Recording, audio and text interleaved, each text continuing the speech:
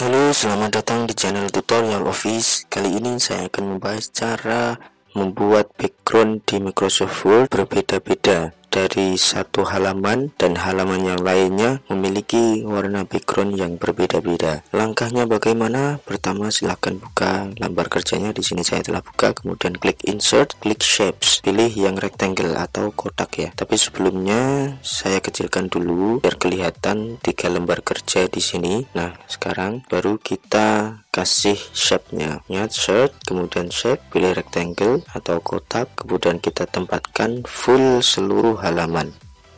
Oke, kita perbesar lagi. Oke, udah, ini sudah menutupi.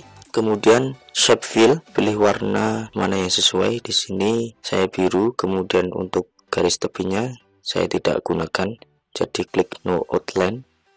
Kita geser supaya bisa menutupi semua, masih ada kelihatan putih itu. Oke, setelah itu kita klik shape-nya, kemudian klik wrap text, klik behind the text. Nah, ini backgroundnya di bawah tulisan, jadi seperti ini. Kemudian kita klik control dan geser, nanti otomatis copy paste ya, copy paste shape-nya. Kemudian kita atur, geser, kita sesuaikan hingga menutupi lembar kerjanya. Oke, kita ubah warnanya, shape, fill, saya pilih kuning. Nah, sekarang sudah. Kemudian kontrol lagi sambil geser. Nah, sekarang udah kita copy paste, kita sesuaikan lagi, kita pilih shape fill, pilih warna apa.